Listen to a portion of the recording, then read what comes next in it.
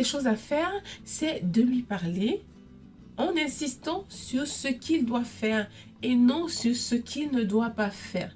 Voyez-vous, l'enfant va retenir en premier ce que vous lui dites.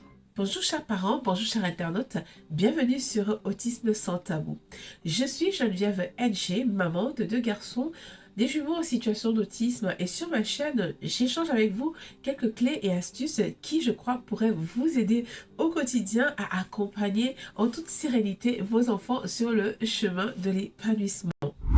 En troisième lieu, ce que vous pouvez faire, c'est vous-même lui montrer ce que vous lui demandez de faire.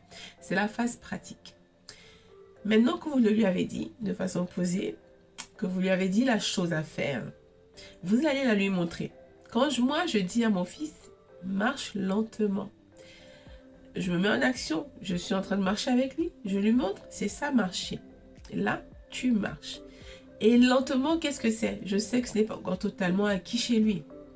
Et je commence à compter en posant des termes sur ce que j'entends par lentement. Je compte 1, 2, 1, 2. Je ne vous demande pas de le faire. Je vous demande juste, je vous propose, je vous suggère juste de trouver des choses adaptées à votre enfant.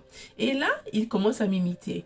1, 2, 1, 2. À un moment, j'arrête pour qu'il le fasse sans se mettre à compter parce qu'après, il marche en comptant et ce n'est pas ça le but. Voyez-vous? Donc, vous-même, pratiquez l'action que vous lui demandez de pratiquer. Leur cerveau étant très visuel, ça va être plus facile pour eux de rentrer dans l'apprentissage et de comprendre en fait ce que vous apportez avec l'action de correction à ce moment-là. Je vais prendre un autre exemple. Un dernier exemple pour résumer toutes les 3 étapes. Pendant que je rédigeais ce script, je fais un tour dans mon salon et je trouve mon garçon qui m'a pris un de mes crayons à sourcils. Il l'a mangé, il l'a déchiqueté et il s'en est mis partout.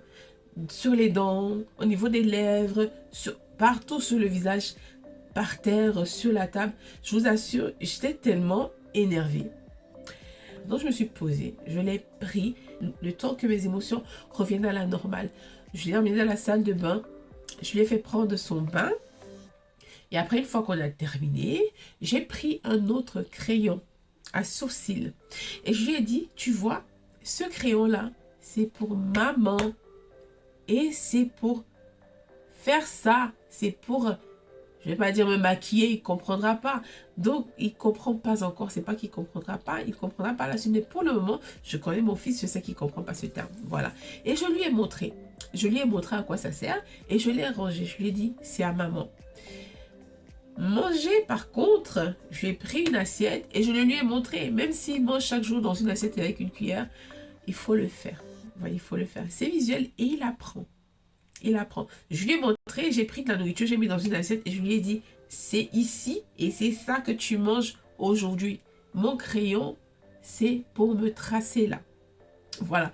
Donc, vous voyez, je me calme, je lui dis ce qu'il doit faire et par la suite, moi-même, je pratique.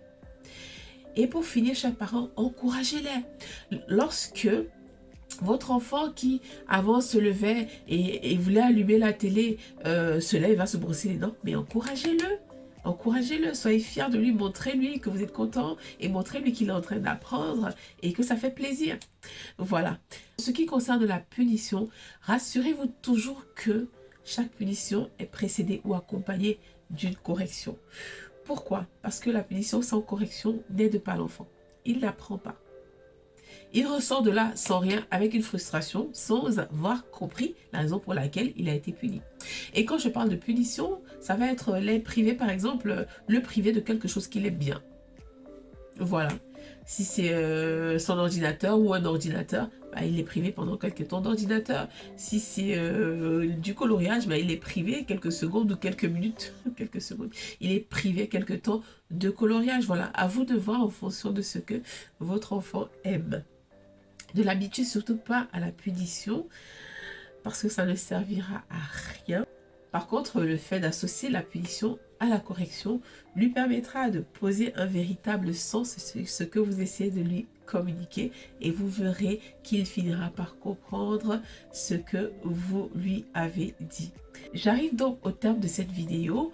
Chers parents, la liste n'est pas exhaustive, hein. N'hésitez pas à partager en commentaire avec nous ce que vous appliquez au quotidien pour mieux corriger vos enfants et ainsi les aider à mieux grandir.